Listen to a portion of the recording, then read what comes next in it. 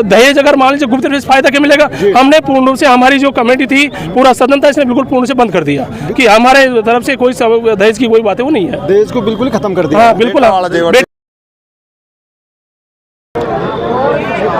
नमस्कार दोस्तों, आप देख रहे हैं राजस्थान टीवी न्यूज चैनल में। आपके साथ में आपका दोस्त जितेंद्र कुमार। मैं अभी मौजूद हूँ अलवर जिले के राजगढ़ डावला में, जहाँ पर समाज सुधार को लेकर के आज मीणा समाज की महापंचायत का आयोजन किया गया है। तो मैं जानूंगा किन किन मुद्दों को चेंज किया गया है, जो फैसले किए गए थे महुआ और पदमपुरा में, जो महापंचायत में जो फैसले किए गए थे उनको लेकर के। सर नमस्कार, आपका शुभ नाम पहले तो? मेरा नाम प्रभुदयाल मीणा, वैसे पीडी मीणा कहते हैं, एडवोकेट निमला।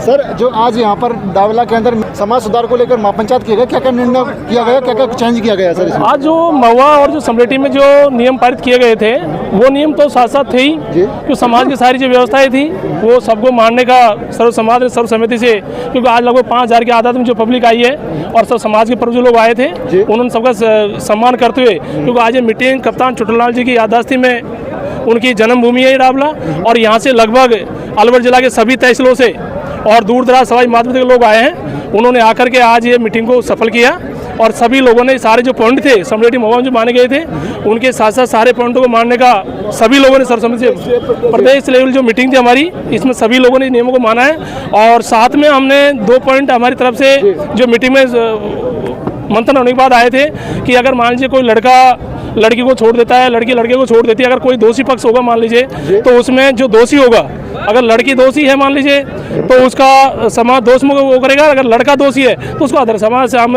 समाज की ओर से उसको मतलब वो करेंगे, दंडित करेंगे किस प्रकार से क्या करना है हमको, कि वो समाज को दूसरे लड़की नहीं देगा। ये नियम है जो पारित है, सारी चीज़ें थी हमारी।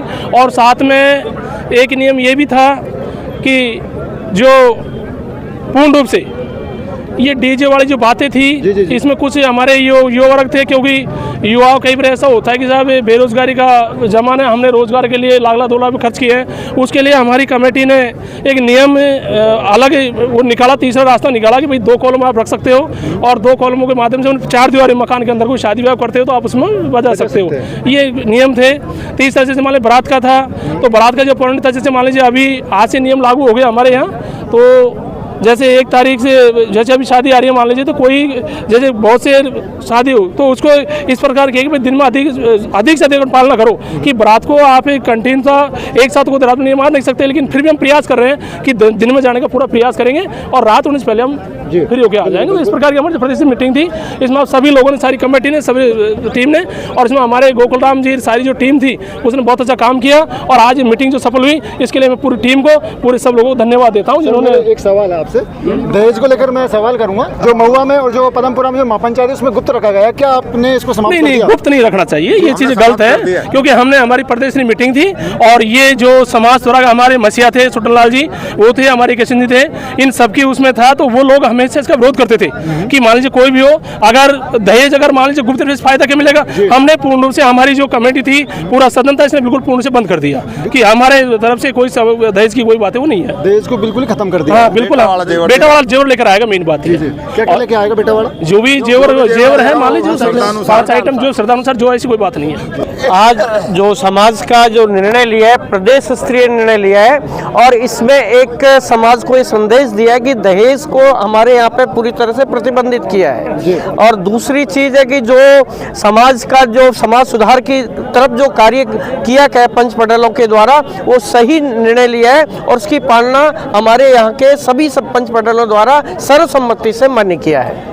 बाकी सभी वही नियम है सर, और कोई चेंज वगैरह नहीं किया? दहेज को चेंज किया बस, थोड़ा दहेज का चेंज किया है और डीजे में थोड़ा बदलाव किया। शिक्षा को लेकर क्या आपने? नहीं, शिक्षा को लेकर ये है कि जैसे मान लीजिए वर्तमान टाइम में बच्चे कोचिंग पढ़ रहे हैं, बाहर जो भी पढ़ रहे हैं मान लीजिए, तो सबसे पहली बात तो अपने गार्जियन है उनको विशेष ध्यान रखे कि बच्चा अगर मान लीजिए कोई गांव का व्यक्ति मजदूरी करके बच्चों को पढ़ा रहा है मान लीजिए, तो सभी मॉनिटरिंग करना चाहिए बच्चों के ऊपर कि बच्चे मान लीजिए कोचिंग जा रहे हैं या फिर कॉलेज जा रहे हैं या वो जा रहे हैं कि नहीं जा रहे हैं मान लीजिए, तो उनकी जानकारी करना माँ बाप को कर्तव्य बनता है कि वो गलत रास्ते में है या सही रास्ते में। तो उनको सबसे पहली बात है मॉनिटरिंग करना अपने बच्चों के लिए बहुत जरूरी चीज़ है। अगर बच्चे अपने मॉनिटरिंग कर रहे हैं, अपने बच्चे अपने ठीक ठाक, कोई दिक्कत नहीं नहीं आएगी। सबसे बड़ी बात है कि अगर बच्चों को मान लीजिए ये फिजूल खर्चा को रोकने के बाद बच्चों की पढ़ाई का करेंगे तो बच्चे अगर पढ़ गए मान लीजिए तो सब कुछ सफल हो जाएगा, सब में शिक्षा होती है। जी वही बात करते हैं मोबाइल की। मोबाइल के सदुपयोग भी ज़्यादा है, दुरुपयोग भी ज़्यादा है।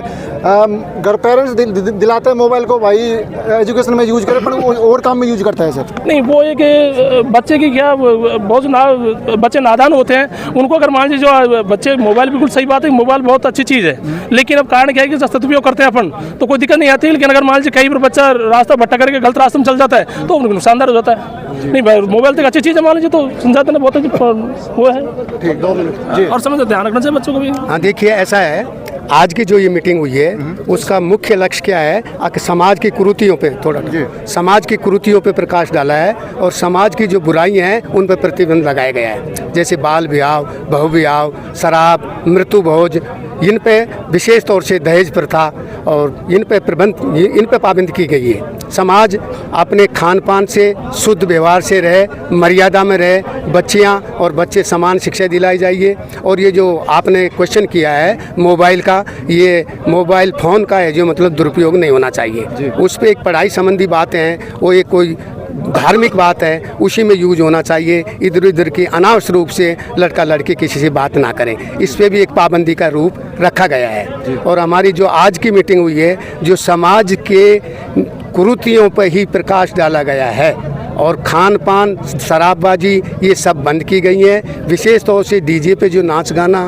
भद्दा प्रदर्शन होता है उस पर भी प्रतिबंध लगाया गया है। इस तरह की ये मीटिंग आज है जो हुई है। और ये मीटिंग हमारी जो कि आज से 5 फरवरी 2025 में महुआ में समलेटी मीन भगवान के मंदिर पर हुई थी। वहाँ 8 पॉइंट बनाए थे हमारे समाज के, उनकी क्रियान्वयन पालना करवाने के लिए हुई है। और उनका आपने देखा है कि हमने भली प्रकार से हमारे समाज के लोगों ने उसको अवगत कराया है और सर्वसम्मति से सबने हाथ उठा करके उसका समर्थन किया है। और भविष्य में भी हम परमात्मा से यही प्रार्थना करते हैं कि समाज सुधरे और आम मानव समाज भी हम यही चाहते हैं कि भगवान का भजन करें और अपने कर्तव्य निभाएं। मनुष्य जीवन का यही लक्ष्य है। मनुष्य जीवनी मोक्ष और कल्याण की सीढ़ी है। ये हमारे विद्वान पंचों ने, विद्वान लोगों ने सभी बातें बताई हैं। इस बात को लेकर के आज ये पंचायत हुई है। आपका परिचय सर? मेरा परिचय, गांव तो दुब्बी है और राम प्रसाद नाम है मेरा, वैसे पंच कह देते हैं, मीना समाज से हूँ।